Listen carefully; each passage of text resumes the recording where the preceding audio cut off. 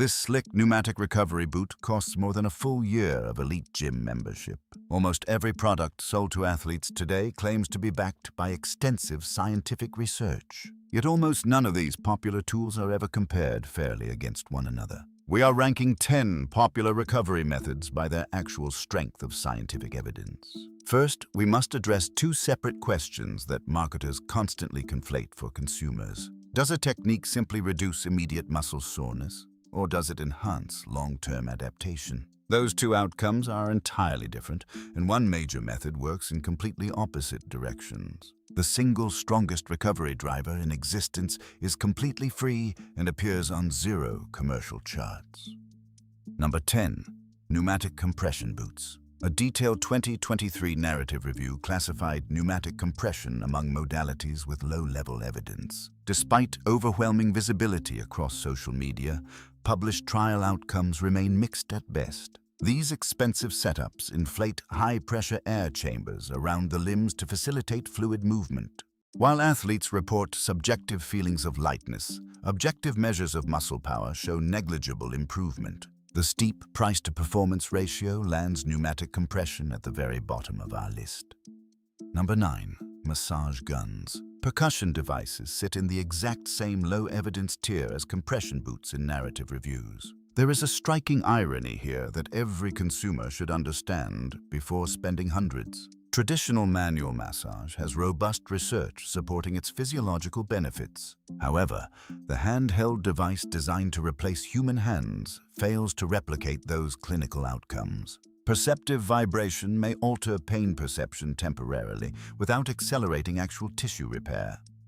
Number 8. Sauna. Sauna bathing is grouped with lower evidence modalities when evaluated strictly for immediate exercise recovery. The widely circulated claim that sauna boosts growth hormone massively traces back to a 1986 protocol. That study required subjects to sit in extreme heat for 2 full hours daily over 7 consecutive days. Virtually no modern athlete follows that dangerous protocol, rendering those specific growth hormone spikes irrelevant. Long-term cardiovascular benefits of heat exposure are separate and well supported, but post-workout recovery data remains sparse. Number 7. Static stretching after training. In a comprehensive 99-study meta-analysis, post-exercise stretching showed no meaningful change in muscle soreness. Athletes continue to stretch because it feels like a comforting, traditional ritual at the end of hard sessions. Subjective relaxation is real, but objective measurements confirm it does not accelerate muscle recovery. Pulling on fatigued muscle fibers can even introduce minor additional mechanical strain following heavy resistance work. Save your static stretching for dedicated mobility sessions rather than using it as a post-workout recovery tool. Number 6. Foam rolling. A dedicated meta-analysis examined foam rolling and found its effects on subsequent performance to be minor. Post-exercise rolling produced roughly a 6% reduction in perceived muscle soreness. The authors concluded that evidence justifies foam rolling primarily as a warm-up activity, not recovery. It short-circuits local pain signaling temporarily, but doing so does not speed up structural muscle remodeling. Use your foam roller prior to lifting to optimize joint range of motion rather than afterward. Number 5. Cold water immersion. Cold water immersion breaks standard recovery rankings because its physiological effects are deeply paradoxical. For reducing immediate muscle soreness, cold plunging works and performed strongly in meta-analyses. However, controlled human trials demonstrate that post-exercise cold immersion severely blunts long-term muscle adaptation. Roberts and colleagues in 2015 found suppressed satellite cell activity and reduced strength gains across 12 weeks. A comprehensive 2024 meta-analysis fully confirmed that cold water restricts long-term hypertrophy and strength progress. It is legitimate when competing on consecutive days, but a poor choice right after hypertrophy lifting. Number 4. Compression garments. 2 independent meta-analyses found significant reductions in delayed onset muscle soreness using simple compression gear. Compression garments represent one of the most robustly supported physical modalities in exercise science literature. They assist venous return and reduce residual tissue edema without shutting down beneficial anabolic signaling cascades. Unlike complex electrical tools, plain, tight clothing offers consistent benefits at a tiny fraction of the cost. Wearing them for 24 hours post-training provides reliable soreness relief with zero negative trade-offs. Number 3. Active recovery.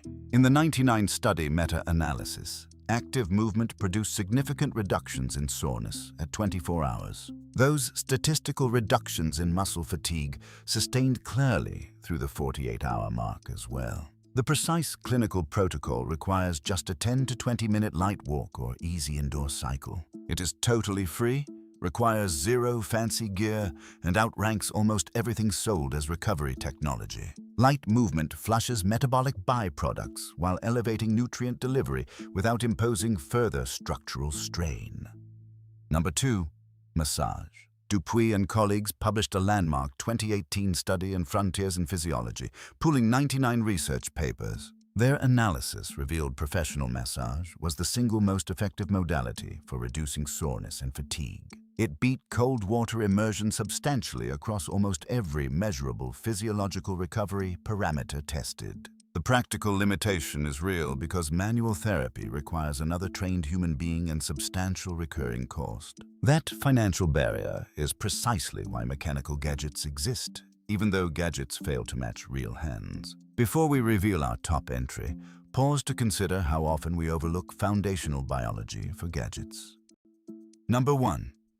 Sleep. Here is the fundamental problem with published scientific recovery tables and meta-analyses. Sleep barely appears in intervention meta-analyses because it is not a commercial product anyone can package or sell. Natural growth hormone release, cellular protein synthesis, and central nervous system repair depend entirely on sleep. Controlled sleep restriction trials demonstrate impaired muscle protein synthesis and increased protein breakdown with identical diets. Chronic sleep debt degrades next-day athletic performance, compounding into significant progress losses across months of training. Total daily protein and adequate calorie intake sit directly alongside sleep as unshakable biological foundations. Neither sleep nor basic nutrition rank in scientific tables because you cannot run placebo-controlled trials on sleeping. Sleep and nutrition beat every paid gadget on this list.